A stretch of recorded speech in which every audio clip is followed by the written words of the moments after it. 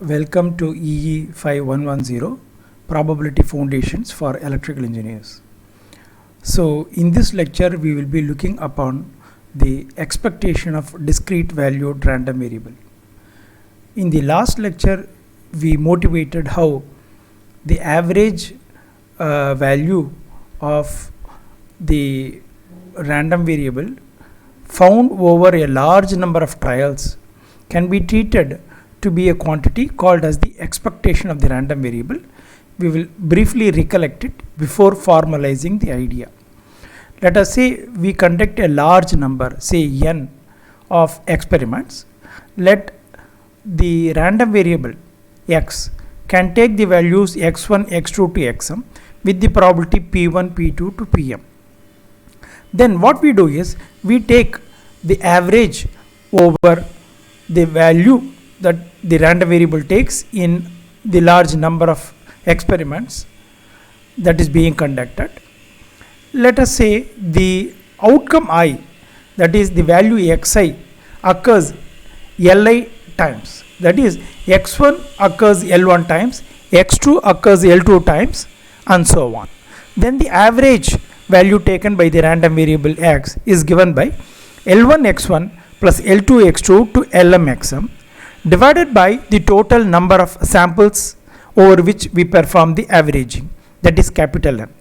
Now by dividing each of this term by n, we get L1 by n into x1, L2 by n into x2, and so on. So this fraction L1 by n can be treated as the fraction of the time the random variable takes the value x1, which can be treated to be equal to the probability with which the random variable x takes the value x1. Okay, so if you have that interpretation, then this is nothing but p1 and this value becomes p2, and you get a formula which is p1 x1 and so on. So suppose we define this to be the definition for the expectation of the random variable, then we will see that this quantity expected value of the random variable actually boils down to be the average value the random variable takes if we conduct the random experiment a large number of times. So this is the motivation for defining the quantity expectation. In shorthand we will use the notation mu suffix x, where x is the random variable we are referring to.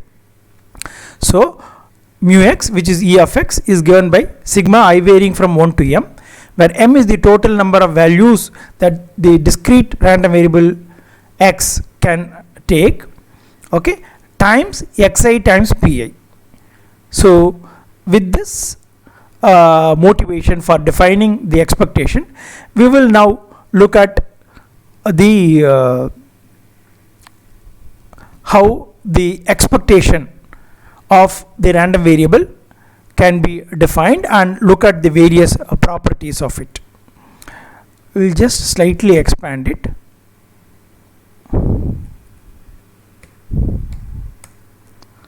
Yes, so let us say the random variable x takes values m different values.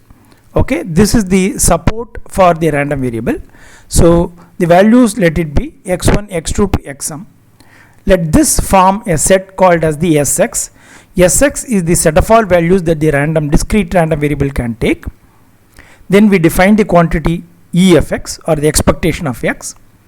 So it is always written in this manner. We use a capital letter E for that. Within the square bracket we will put down the random variable, in this case the capital X, and is defined as the summation or sigma over all values x present in this set Sx, okay, over the quantities x time px of x. So what we do is we do a weighted summation of the values taken by the random variable, each value being weighted by the probability of realization of that value. In other words, this is equal to sigma over x element of Sx, x into probability x equal to x. Now in terms of the sample points, we can, this is equivalent to this expression.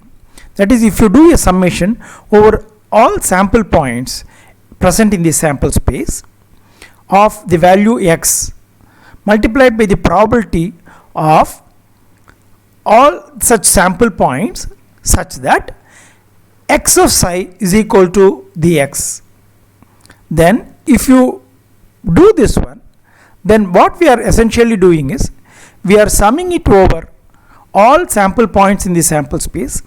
Each of the sample point on its realization corresponds to the fact that the random variable takes a value x, and we are multiplying x by the probability with which the sample point psi occurs, or the random variable x takes the value small x.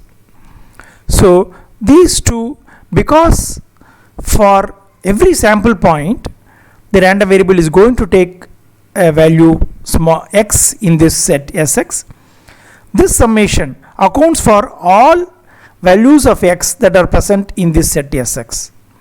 So both are equivalent. So this will be our working definition for the expectation. Now let us look at some of the properties that this expectation obeys. Let us say we have over our sample or the sigma algebra, okay, or the probability triple, many random variables being defined. Let them be x1, x2 to xm or xn. Okay. Now, if you perform a summation of all these random variables, you get x1 plus x2 to xn.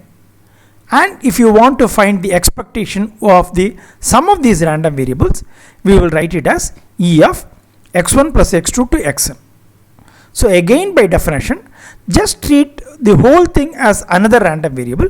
Then by the above definition, that is this definition, in place of this x, if you write down the value obtained by the realization of all these random variables, that is small x1 plus x2 to xn times the probability of the sample point psi. We are doing a summation over all such sample point. For each sample point, what we do is the probability of that sample point being realized into, we will find if this sample point psi is the realized, what is the value the random variable x1 will take. So that is small x1. x2 will take the value small x2 and so on. So with this one, we multiply x1 plus x2 to xn. So if you do it over all sample points, then we will get the expectation of this sum. Okay.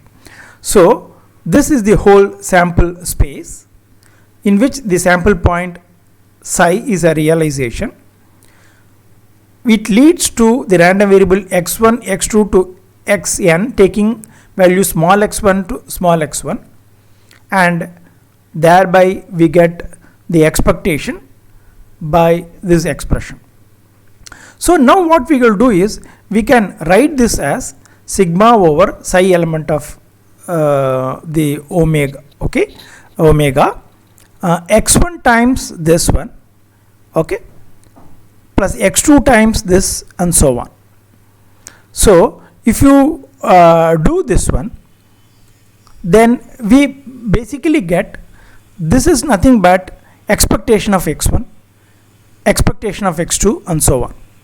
So we find that if you take the expectation of sum of many random variables, whether they are independent or not, the notion of independence we will encounter later, then we will see that it is equal to the sum of the expectations. This is one powerful result that we will make use of it. Then let us look at the case where x is a random variable and we define another random variable y as a function of x. So we have now introduced a concept of function of a random variable. We will dwell into this concept in detail later on, but at this stage, okay, it is enough that we understand that the random variable y and the random variable x are connected using a real valued function y is equal to g of x. Then what we are now interested is then finding the expectation of the newly defined random variable capital Y. Okay, how do we go about doing it? Let us assume that the random variable x takes the value x1, x2 to xm, which are the possible values capital X can take. The corresponding probability of realization of these values are P1, P2 to Pm. So this is nothing but the PMF prescription of the random variable x. Now for each value taken by the random variable x, we can find the corresponding value taken by the random variable y using this functional definition y is equal to g of x, which means that when the random variable x takes the value x1, y will take the value g of x1. Similarly, when x takes x2, y will take the value g of x2 and so on. So now these values can be written as given a new name as y1, y2 and so on. Note that the sum of the number of distinct values of y's that are possible need not be equal to the number of distinct values of values that the random variable x can take. X can probably take, let us say it takes m possible values, y can take values which is less than or equal to m, because it may so happen that two values g of x2 and g of xm may both become equal to a given value, say y2. So essentially we have to find what are all the possible values y can take. Let it be L distinct values y1, y2 to yl, which means that y2 is realized whenever x takes the value x2 or xm. Okay. Now, in order to find the corresponding probability measures, that is P of y, what we have to do is, suppose y1 is the value that is obtained only when x takes the value x1. That is only g of x1 is the only one which maps to the value y1 that is equal to g of x1. In that case, the probability of realization of x1 is equal to the probability of realization of y1, which means that P1 will be equal to the probability that y takes the value y1. Okay, so let us denote this as P1 tilde. Okay, so P1 tilde will be equal to P1. I am using a different notation tilde because we can't just index the probability measures of y1 using P1, P2 to PL, because it may confuse these two are different values possibly. So in this case P1 is equal to P1 tilde, but if you look at y2, the corresponding probability measure P2 tilde, okay, is obtained by adding the probability P2 plus PM and so on. So in this case what we have done is we have obtained the PMF of the random variable y. Once we have obtained the PMF of the random variable y, it is easy to find the expectation of y by simply writing sigma over I varying from 1 to L yi pi. Okay, we will just add all these values with these weightages, then you will get the expectation of y. Now let us see whether we can obtain the same results using the probability measures of x itself directly. So to recollect, P of y equal to y is nothing but sigma over all such x which are present in the set Sx, P of x such that the g of x is equal to y. Okay, so this would be the probability measure. So what you have to do is we have to find all such x present in Sx such that g of x equal to y. If you add all those probability measures, you will get P of y is equal to y. Now how do we get expectation of y? It is sigma over y py of y, where the summation is left undefined. It is actually 1 to L, that depends upon the number of realizations that y can have. So to be more precise, we can write it in this manner. Expectation of y is equal to sigma over y element of sy, where sy is a new set, which is nothing but the set of all values y can take. Okay, so we can say that this sy can be a different set from this one. Okay, so actually this is not very precise. Sy is not a subset of Sx because the values can be totally different. So y element of sy, y into p, y equal to y. So again expanding it, we can write sigma y element of sy over y, and what is p of y equal to y? That we can write it using this expression over sigma over x element of Sx, px of x, such that g of x equal to y. Okay, so again sigma over y element of sy, in place of y we will write g of x, and sigma over x element of Sx, this one.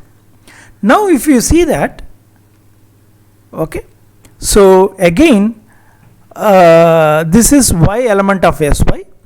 We can even take this g of x inside this, okay, because now it has become a function of x, and therefore we can write it like this one. Now if you look at this one, when you do a summation over all y element of sy, okay, on this one we will see that instead we can only do a summation over all x element of Sx, because x is the independent variable. So for each value of x, a corresponding value g of x equal to y is defined, which is present in this one. By only summing it over all x element of Sx, we are not losing any value of y being element in sy. Okay, so we can write this as, okay, sigma over x element of Sx over all g of x px of x over all, given that g of x equal to y. Finally we can write it like this one. Expectation of y is equal to sigma over x element of Sx, g of x, it's actually Sx, g of x into px of x. So what we are simply doing is to find the expectation of any function of a random variable, we will do a summation over all the values that the random variable can realize of the weighted summation of the functional value itself, g of x, given by the weight that the x, okay, of the probability measure of x.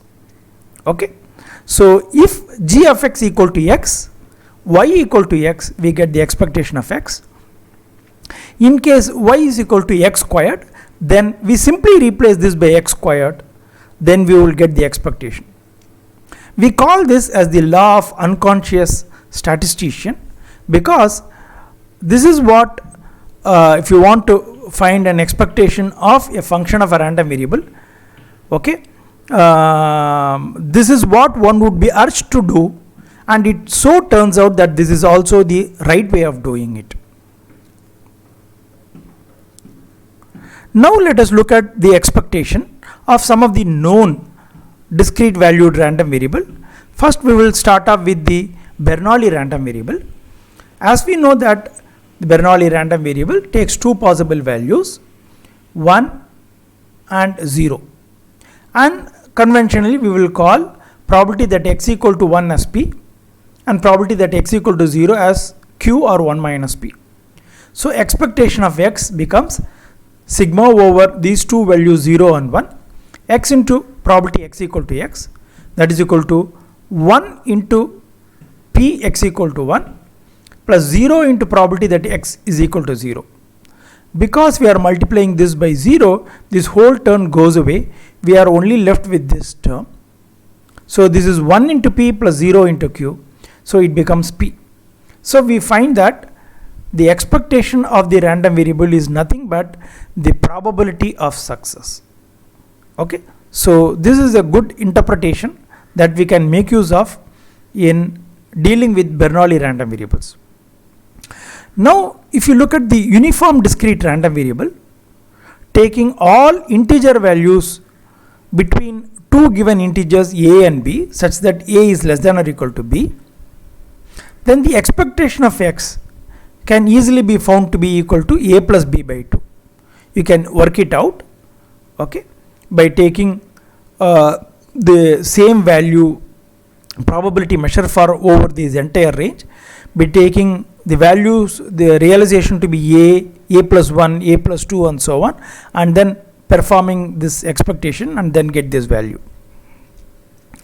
The third random variable is the geometric random variable. Okay. Okay.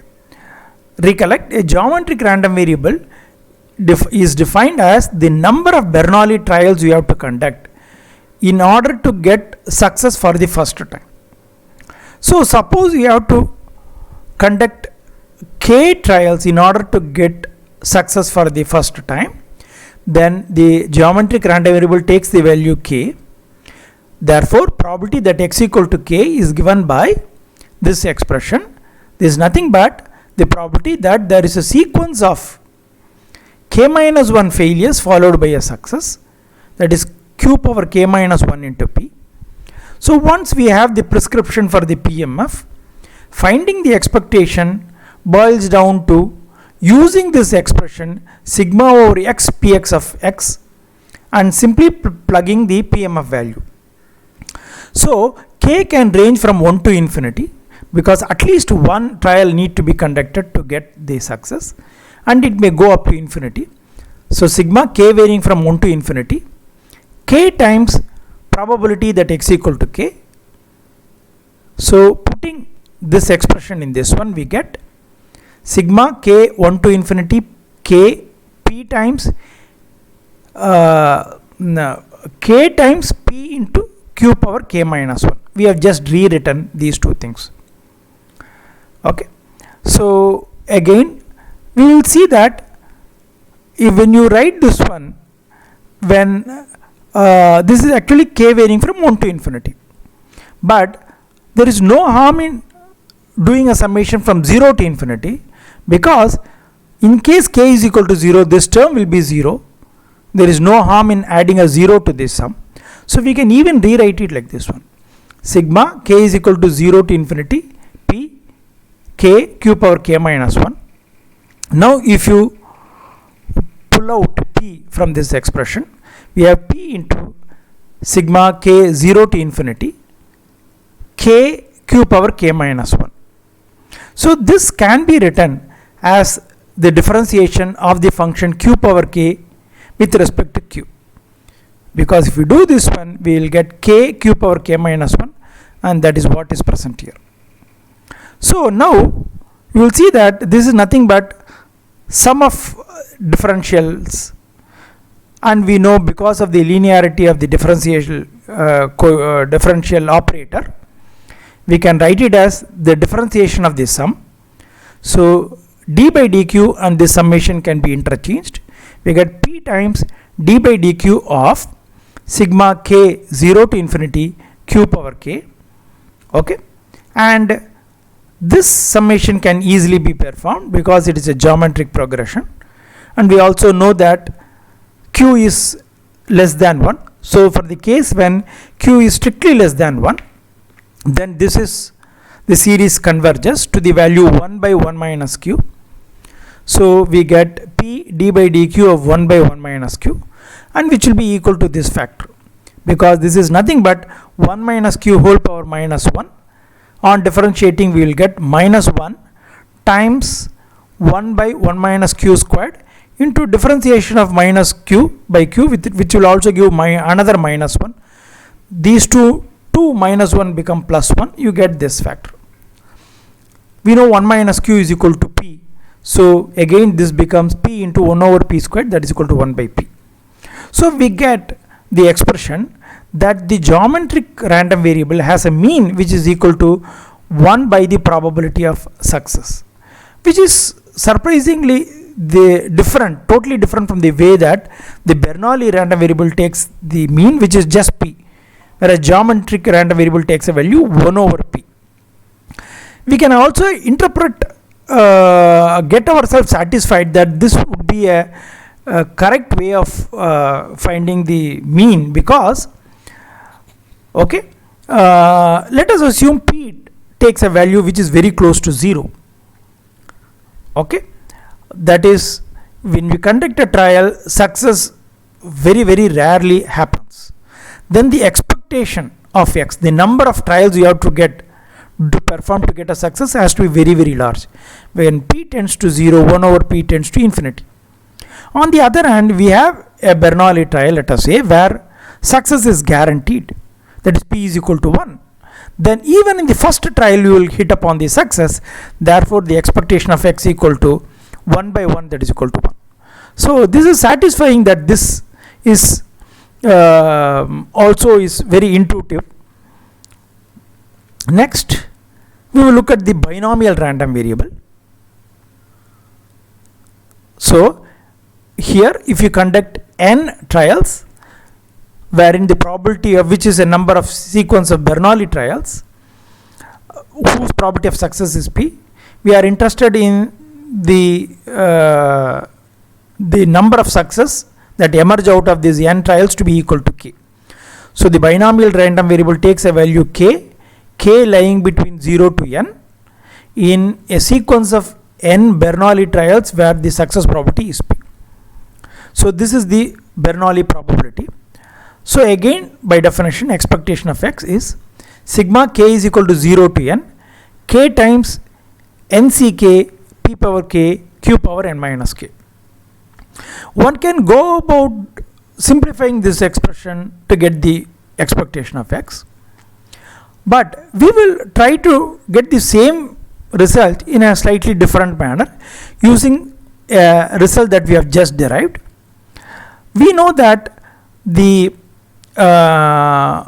x, the binomial random variable, can be written as the sum of n Bernoulli random variables, x1 plus x2 to xn. So if you get a success in the first trial, x1 becomes 1. If you get a failure in the second one, x2 becomes 0, and so on, which means that the number of successes is simply given by counting the number of times the success has occurred. So this will simply give you the number of successes that has occurred. So each of this xi is a Bernoulli with probability of success p. So on taking expectation of both sides of this expression, we get e of x equal to e of x1 to xn, and by linearity of expectation we can write this is equal to e of x1 plus e of x2 to and so on. So here it so happens that the trials are independent, but that is not a condition that we are enforcing at this point. So here we know that each one, we know the expectation of a Bernoulli random variable, which is just p. So it is p plus p plus p, so n times, which is equal to np. So we get that the binomial random variable, expectation is n times p, which is also very intuitive, or what one would expect. That is, if you conduct a tossing of a fair coin 1,000 times, then you would expect and tell that the number of times the head would have occurred, you can expect that to be equal to 500. Then we will move on to the negative binomial random variable, where that is defined as the number of Bernoulli trials that are needed to get k successes. So we will look at this negative binomial random variable. Here probability of success is p. So what we do is we keep conducting trial until the kth success has occurred. So this sequence of trials can be viewed as performing the following k-staged experiment. In the first experimentation, we keep conducting trials until you get the first success. Let us say in the case of the coin tossing, and if you tell that head corresponds to success, we will conduct trials until you get the first head. Afterwards, you start the second stage and conduct the experiment till you get the next head, and so on until you get the kth head. If you look at this one, this is nothing but the number of trials you need to get head for the first time, which is nothing but a geometric random variable. Okay, and this corresponds to the number of trials to get head in the second attempt. So that is also another geometric random variable, and in so happens they are independent also. So we can write the total number of trials as equal to g1 plus g2 to gk, where g1, g2 are all independent geometric random variables with the same success probability p. So h can be written as g1 plus g2 to gk, and again we can write expectation of h is equal to expectation of this expression, and using linearity of expectation we can write it as e of g1 plus e of g2 and so on. And because they are all identical, we can see that this will be equal to k times e of g, and we know e of g is equal to 1 by p, so this is nothing but k by p. Okay, we can also find it by substituting the PMF for the negative binomial expression in the formula for expectation and derive this one. I will leave it as an exercise for you to try it out. Then we will look at the so-called Poisson random variable and look at its expectation. So recollect, the Poisson random variable is a discrete random variable. It has a parameter lambda, and which is a non-negative value. So probability that x equal to k, the Poisson random variable takes a value k, is given by this prescription e power of minus lambda, lambda power k by k factorial. So let us take the expectation now by directly plugging this PMF formula in the formula for the expectation. So E of x is sigma k varies from 0 to infinity. So k can range from 0 to infinity. So this is the support, 0 to infinity, k into the PMF, e power of minus lambda, lambda power k by k factorial. We can immediately plug take out e power of lambda outside the summation, leaving to k lambda power k by k factorial. Now, because k, if you put 0, this factor becomes 0, we can rewrite it as k varying from 1 to infinity, k lambda power k by k factorial. Okay. Now what we can do is we can pull out one lambda outside.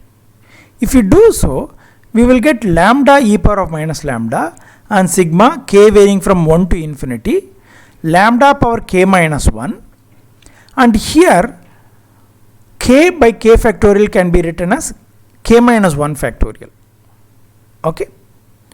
Now the advantage of doing this is that this expression can be rewritten as k varying from 0 to infinity, lambda power k by k factorial. Okay, by redefining k using a dummy variable, okay, we can do like this one. So this factor is nothing but e power of plus lambda. So these two cancel and leaving behind lambda. So the expectation of the Poisson random variable is lambda. So this is the interpretation that we get for the parameter lambda. So lambda just gives the expectation of the Poisson random variable. Okay. So we have looked at the concept of expectation, and we have also looked at the value, how to compute the expectation for some of the well-known discrete valued random variable. So we will stop at this point. We will look at the variance in the next lecture.